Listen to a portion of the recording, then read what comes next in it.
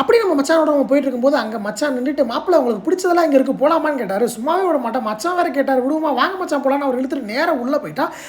உள்ளே போய் பார்த்தா விதவிதமான ப்ரௌனி கேக் அது இது இருந்துச்சு. இங்கே மிட்டாய், ரவா கேக், ஹனி கேக், அடுத்து pudding cake, mango truffle cake, Arabian malai cake, அடுத்து அரேபியன் பிரெட் டேஸ்ட் அப்படின்னு விதவிதமான பொருளாக இருந்துச்சுங்க. நம்மளும் அதில் ஒரு 3 பொருளை நேராக வாங்கிட்டு அண்ணா இதெல்லாம் பார்சல் கட்டித்தாங்கன்னு சொல்லி கவர்கிட்ட கெட்டி வாங்கிட்டு நேராக பையன் தூக்கிட்டு வீட்டு பக்கம் வந்தாச்சு. வீட்டில் வந்து கீழே வச்சுட்டு ஒன்று எடுத்து ஓப்பன் பண்ணி பார்த்தா அடா அந்த மேங்கோவெலாம் பார்த்தீங்கன்னா பார்க்கும்போதே வாயிலேருந்து எச்சி ஊடுதுங்க. அந்த கலரும் டெக்ஸ்சரும் சும்மா ஆசமாக இருந்துச்சு. மலாய் கேக்கை பார்க்கும்போதே சும்மா வேறு மாதிரி தரமாக இருந்துச்சுங்க. அடுத்து அப்படி இந்த ரசமலாய் 3 ஓப்பன் பண்ணி ஃபஸ்ட்டு எடுத்துகிறோம். அந்த மேங்கோ கேக் எடுத்து சாப்பிட்லான்னு சொல்லிட்டு எடுத்து வாயில் வச்சா அடா நம்ம சாப்பிடவே வேணாங்க.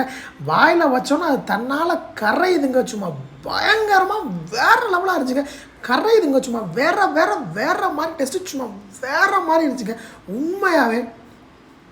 அடுத்து அப்படியே அந்த ரசமலாய் கேக் எடுத்து சாப்பிட்டு பார்த்தா அடாடா எதுவுமே சும்மா சொல்லலைங்க. சும்மா வாயில் வச்சோன்னா கரையிற மாதிரி தாங்க இருந்துச்சு. எல்லா கேக்குமே சும்மா டெசர்ட்னால் இப்படி தாங்க சாப்பிடணும். எல்லாமே கொஞ்சம் costly, but taste wise awesome வேறு மாதிரி. அப்படியே அந்த ரசமலாய் எடுத்து குடிச்சு பார்த்தா ரசகுல்லா எடுத்து சாப்பிட்டு பார்த்தா ஃப்ரெஷ்ஷாக இருந்துச்சு. ஆனால் நம்ம ஹைப் கொடுக்குற அளவுக்கு டேஸ்ட் இல்லை.